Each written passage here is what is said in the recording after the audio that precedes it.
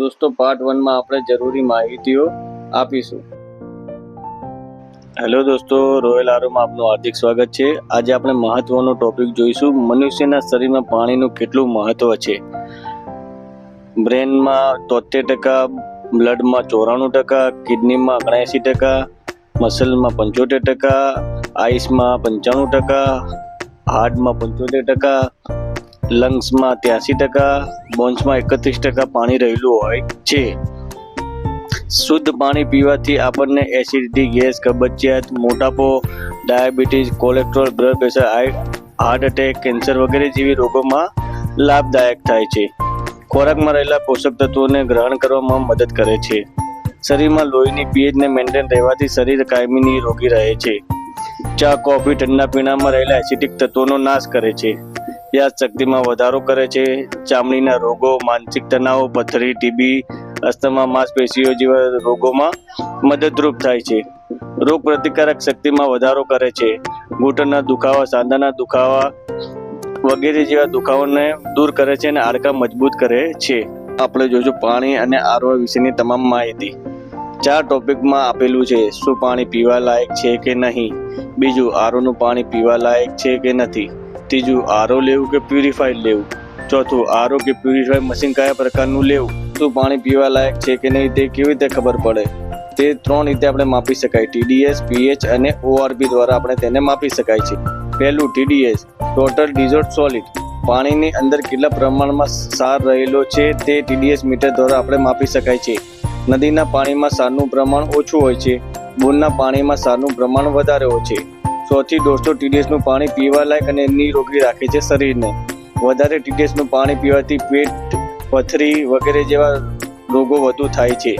વધારે પ્રમાણમાં 700-800 TDS નું પાણી પીવાથી પાચન ક્રિયા મંદ પડી જાય છે, તેથી રોગ પ્રતિકારક શક્તિ નબળી પડી જાય છે, તેથી શરીરના બધા રોગોને આમંત્રણ આપે છે।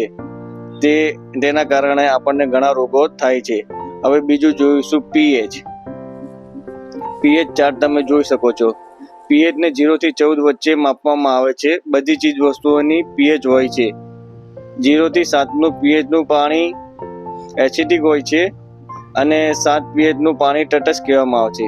7 થી 14 pH નું પાણી આલ્કલાઇન હોય છે, જે પીવા માટે અને સારામાં સારું પાણી માનવામાં આવે છે। આલ્કલાઇન પાણી પીવાથી એસિડિટી, કબજિયાત, ડાયાબિટીસ કાબૂમાં રાખે છે। શરીરમાં ડિહાઇડ્રેશન જેવી વસ્તુ થતી નથી। pH માપવા માટે pH મીટર પણ આવે છે, pH ડ્રોપ પણ આવે છે અને લિટમસ પેપર પણ આવે છે। તમે pH સ્કેલમાં બતાવ્યા પ્રમાણે pH તમને માલુમ પડી જશે તમામ વસ્તુઓની। હવે જોઈશું ORP -500 થી +500 ના વચ્ચે માપવામાં આવે છે। ચાર્ટમાં દર્શાવ્યા પ્રમાણે ORP માઇનસ હોય, ધારો કે -400 ORP હોય તો ઓક્સિજનની માત્રા પાણીમાં વધારે છે અને ગુણકારી અને પીવા લાયક પાણી ગણવામાં આવે છે।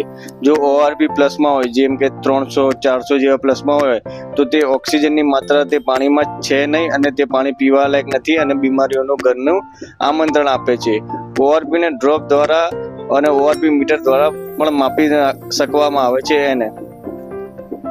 ORP ના ડ્રોપ નાખવાથી અંદર ગુલાબી કલર થાય તો સમજવું કે માઇનસમાં ORP છે, સારું પાણી છે, અને કોઈ કલરમાં ચેન્જીસ ના થાય અને તેવું ને તેવું રહે તો સમજવાનું કે આમાં ઓક્સિજનની માત્રા નથી અને પીવા લાયક પાણી છે નહીં। તે રીતે જ આપણે ORP ને માપી શકાય છીએ।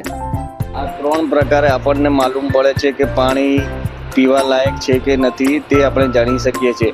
હવે નેક્સ્ટ ટોપિક આપણે જોઈશું, શું આરોનું પાણી પીવા લાયક છે કે નથી? એકલા આરોનું પાણી શરીરમાં દુખાવો, ઘૂંટણમાં દુખાવો, સાંધામાં દુખાવો, એસિડિટી, B12 ની કમી, રોગ પ્રતિકારક શક્તિ ઓછી થઈ જવી એકલા આરોનું પાણી પીવાથી નુકસાન થાય છે, કારણ કે એકલા આરોના પાણીના TDSમાં આરો મેમ્બ્રેનમાં રિવર્સ ઓસ્મોસિસની પ્રક્રિયા દ્વારા TDS નાશ કરી નાખવામાં આવે છે। તેમાં મિનરલ, વિટામિનનો નાશ થઈ જાય છે।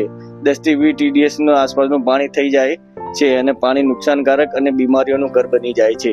પાણી 70 થી 150 TDS નું હોવું જરૂરી છે। પાણીની pH 7 થી 14 વચ્ચે હોવી જોઈએ, એટલે આલ્કલાઇન પાણી બની જાય છે અને ગુણવત્તાવાળું પાણી પીવા લાયક મળી રહે છે। તમારા આરોનું પાણી તો તમે આરોનું પાણી પી શકો છો. હવે નેક્સ્ટ ટોપિક જોઈશું આપણે આરો લેવું કે પ્યુરિફાઈડ.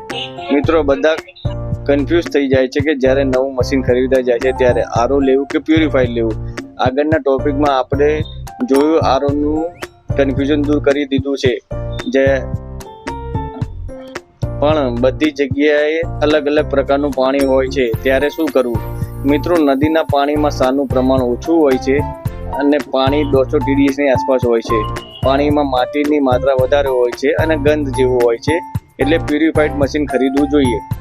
આરો જ્યાં બોરનું પાણી આવતું હોય TDS ક્ષારનું પ્રમાણ વધારે હોય, 700 થી વધુ હોય, તેથી આરો મશીન ત્યાં ખરીદવું જરૂરી છે. આરો મશીન દ્વારા TDS કાપવામાં આવે છે અને પ્યુરિફાઈડ દ્વારા માટી, રેતી અને ગંધ સાફ કરવામાં આવે છે. પહેલો ટોપિક, આરો મશીન કેવા પ્રકારનું લેવું? મિત્રો માર્કેટમાં સસ્તા આરોના ચક્કરમાં એકલું આરો સિસ્ટમનું વેચાણ કરવામાં આવે છે, જેથી ગુણવત્તાવાળું પાણી મળતું નથી. કારણ કે તેમાં 10 થી 20 TDS નું પાણી થઈ જાય છે અને pH 7 થી ઓછી એસિડિક 3 આસપાસ થઈ જાય, એટલે એસિડિક પાણી થઈ જાય છે. તે નુકસાનકારક છે અને બોડીને ડેમેજ કરે છે.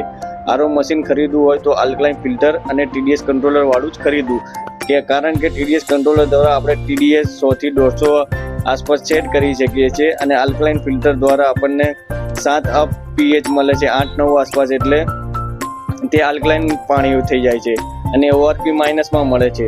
વાળું પાણી આપણને મળી રહે છે. દોસ્તો આના પછી પાર્ટ 2 આવવાનો છે, જેમાં આપણે તમામ ફિલ્ટરો વિશેની સંપૂર્ણ માહિતી આપવામાં આવશે.